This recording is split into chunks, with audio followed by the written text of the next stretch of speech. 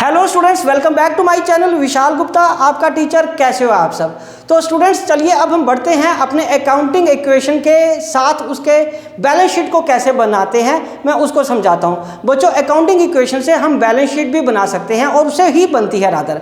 तो सबसे पहले हम डिस्कस करते हैं कि बैलेंस शीट क्या होती है। तो बैलेंस शीट होती है, balance sheet is a statement showing detail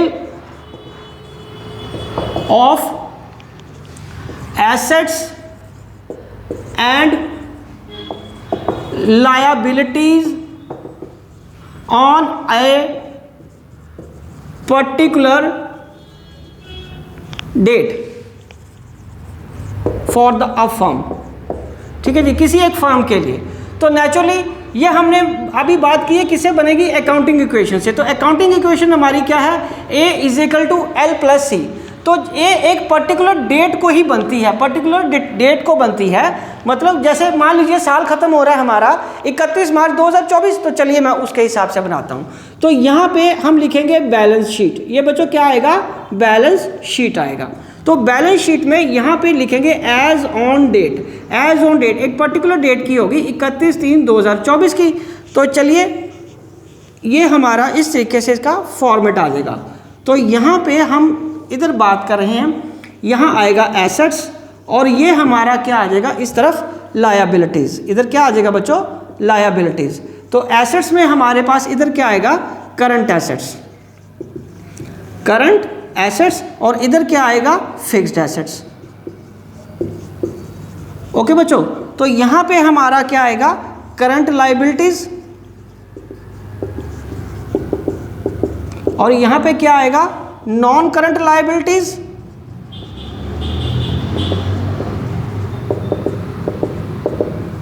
और साथ में क्या आएगा, कैपिटल।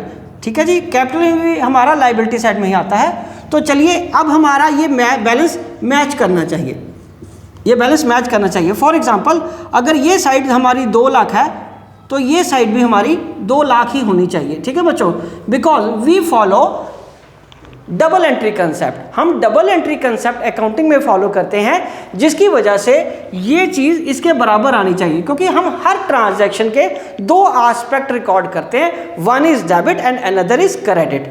तो उसी तरीके से हमारी बैलेंस शीट में भी दोनों साइड का बैलेंस बराबर आना चाहिए। अगर हमारी दोनों साइड्स का बैलेंस बराबर नहीं आया, टैली नहीं हुआ, तो इसका मतलब हमारे अकाउंट्स बनाने में कुछ गड़बड़ है या हमने कैलकुलेशन करने में कोई मिस्टेक की है। तो चलो बच्चों अब हम बात करते हैं कि करंट एसेट्स क्या होते हैं। बच्चों करंट एसेट्स जब हमने बेसिक टर्मिनोलॉजी वाला चैप्टर पढ़ा था उसमें भी हमने डिस्कस किया था कि करंट एसेट्स क्या होते हैं। बच्चों करंट एसेट्स वो एसेट्स होते हैं जो विद इन 1 ईयर कैश में कन्वर्ट किए जा सकते हैं, विद इन 1 ईयर 365 डेज के अंदर, या यूँ कह लीजिए कि 12 महीने के अंदर।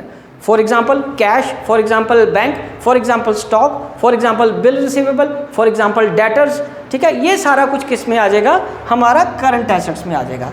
और बच्चों हमारी फिक्स्ड एसेट्स कौन सी होती हैं, फिक्स्ड एसेट्स होती हैं जो फर्म ने खरीदी हुई हैं लॉन्ग टर्म में यूज़ करने के लिए, जो कि फर्म को प्रॉफिट अर्न करने में हेल्प करेंगी।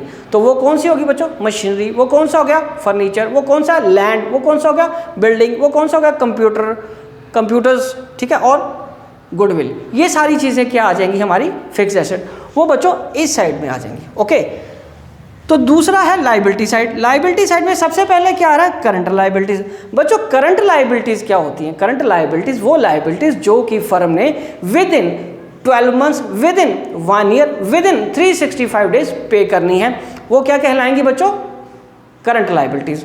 और नॉन करंट लायबिलिटीज या लॉन्ग टर्म लायबिलिटीज, इसका दूसरा नाम लॉन्ग टर्म लायबिलिटीज भी हो सकता है। मतलब जो हमने लॉन्ग पीरियड के लिए ली हुई है लायबिलिटीज, मोर देन 1 ईयर के लिए, मोर देन 365 डेज के लिए, मोर देन 12 मंथ्स के लिए, अप टू 20 ईयर्स भी हो सकता है, 5 ईयर्स, 7 ईयर्स, 9 ईयर्स, कोई लॉन्ग टर्म लोन्स होते हैं। ठीक है, तो वो हमारा इस कैटेगरी में आएगा। और उसके बाद कैपिटल।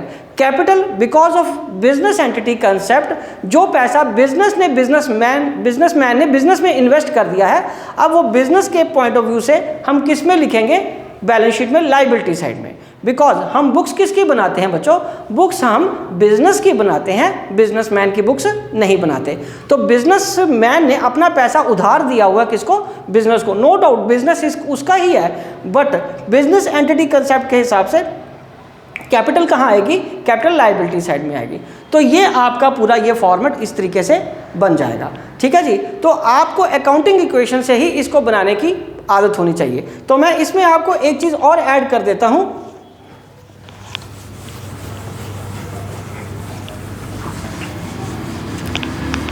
जैसे स्टूडेंट्स ये आप अकाउंटिंग इक्वेशन यदि बना रहे हो तो यहाँ पे मान लीजिए ये अकाउंटिंग इक्वेशन बना रहे हो आपकी, ठीक है। तो यहाँ पे जो फाइनल इक्वेशन बनेगी आपकी लास्ट में जब ये आप सारा कर लेते हो तो यहाँ एसेट साइड आ गई।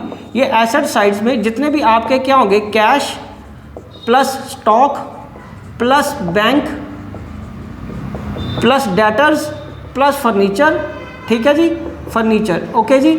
और इधर लायबिलिटी साइड में क्या आएगा, लायबिलिटी साइड में आपके क्रेडिटर्स आ गए, ठीक है जी, और प्लस कैपिटल आ गया। तो इसका टोटल तो हमारी इक्वेशन बराबर होती है ना, से इस सब का टोटल अगर 2 लाख बना है तो जब आप अकाउंटिंग इक्वेशन में लाते हो तो ये साइड भी तो 2 लाख ही बनेगी ना, ठीक है, तभी हमारी इक्वेशन टैली करेगी। इक्वेशन का मतलब ये है कि हमें दोनों साइड्स को बराबर लेके चलना है, because of 2 aspects, because of double aspects, ठीक है जी। तो चलो इसके लिए फिर ये साइड इधर आ जाएगी, लायबिलिटी साइड का टोटल भी 2 लाख आ गया और एसेट साइड का टोटल भी 2 लाख ही आया।